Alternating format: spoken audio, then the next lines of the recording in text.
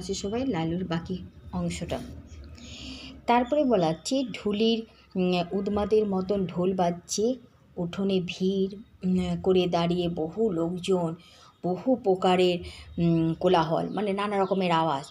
সম্মুখের বারান্দার কার্পেটের আসনে বসে আছেন কে? কার্পেটে কে বসে আছেন? মনোহর চাটুর্যের একটা কোশ্চেন আসে। মুদ্রিত নেত্রে ইষ্ট নাম জপতে রত, ইষ্ট নাম, ঠাকুরের নাম জপছে।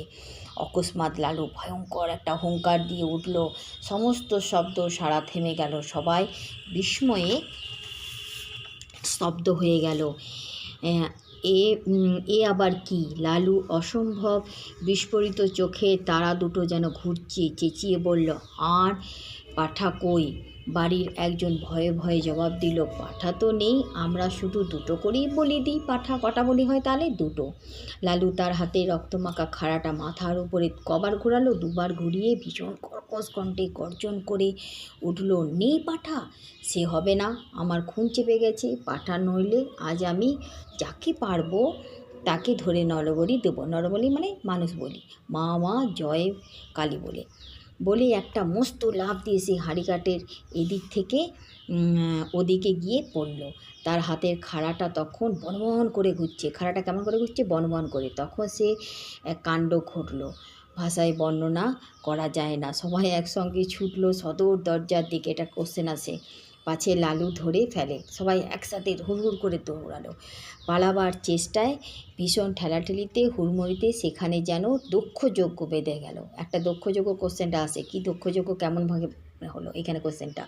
কেউ পড়েছে গড়িয়ে, কেউ হামাগুড়ি দিয়ে, আবার কারোর পায়ের ফাঁকের মধ্যে মাথা গলিয়ে বেরোবার চেষ্টা করছে, কারোর গলা কারোর বগলের চাপের মধ্যে পড়ে গেছে, মানে কারোর গলাটা কারোর বগলের মধ্যে চাপা পড়ে দম আটকাবার মতন হয়েছে। আবার একজন আরেকজনের ঘাড়ের উপর দিয়ে পালাবার চেষ্টায় ভিড়ের মধ্যে মুখ থুবড়ে পড়ছে, একবারে মুখটা নিচ দিকে থুবড়ে পড়ছে। কিন্তু এই সব মাত্র মুহূর্তের জন্য।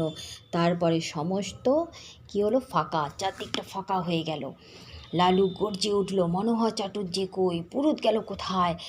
পুরুত রোগালোক, পুরুতের চেহারার বর্ণনা। রোগালোক সে গণ্ডগোলের সুযোগে আগে লুকিয়েছে প্রতিমার আড়ালে। কোথায় লুকিয়ে গেছে? প্রতিমার আড়ালে। আর গুরুদেব কোথায় লুকিয়েছে? কুষানে বসে গুরুদেব কী করছে? চণ্ডীপাঠ করছিলেন। গুরুদেব কী করছিলেন? কোশ্চেন আসে। তাড়াতাড়ি উঠে ঠাকুরের দালানে একটা মোটা থামের পিছনে গা ঢাকা দিচ্ছে গুরুদেব। কিন্তু বিপলায়তন দেহ, মানে প্রচুর বড় দেহ নিয়ে মনোহরের পক্ষে ছোটাছুটি করা কঠিন। লালু এদিকে বাঁ হাতে তার একটা হাত চেপে ধরলো। লালু বাঁ হাত দিয়ে তার একটা হাত চেপে ধরলো। চল, হাঁড়ি কাটে গলা দিবি, চ। তার বজ্রমুষ্টি, মানে হাতটা, লালু আগেই বলেছে হাতের খুব ক্ষমতা। তার ডান হাতে খাড়া বজ্রমুষ্টি, তার ডান হাতে কী ছিল? খাড়া। কোন হাতে খাড়া ছিল? ডান হাতে খাড়া। ভয়ে চাটুর্যের প্রাণ উড়ে গেল। কাঁদো কাঁদো গলায় মিনতি করে বলতে লাগলো, লালু বাবা স্থির হয়ে চোখে দেখ, আমি পাঠা নই। আমি তোর সম্পর্কে কি হই? জ্যাঠামশাই। জ্যাঠামশাই সম্পর্কে কে হয় লালুর? জ্যাঠামশাই। তোর বাবা আমার ছোট ভাইয়ের মতন। সে জানি নে, আমার খুন চেপেছে। চলো তোমাকে বলি দেবো, মায়ের আদেশ আছে এবারে। চাটুর্যে কী করছে? ঢুকরে কেঁদে উঠল, না রে বাবা, মায়ের আদেশ নয়, কখনো নয়, মা যে জগৎজননী। লালু বলল, জগৎজননী? সে জ্ঞান আছে তোমার? আর পাঠা বলি দেবে? কে ডেকে আমাকে আনবে? পাঠা কাটতে বলবে আবার? চাটুর্যে কাঁদতে কাঁদতে বলল, কোনো দিন নয় বাবা, কোনো দিন নয়। মায়ের সম্মুখে 3 সত্যি করছি, আজ থেকে আমাদের বাড়িতে পাঠা বলি বন্ধ। ঠিক তো বাবা? ঠিক, কখনো না। আমার হাতটা ছেড়ে দে বাবা, আমার পায়খানায় যাব। লালু হাত ছেড়ে দিয়ে বলল, আচ্ছা যাও, তোমাকে ছেড়ে দিলাম, কিন্তু পুরুত পালাবে কোথায় গিয়ে? গুরুদেব কোথায়? সে কোথায়?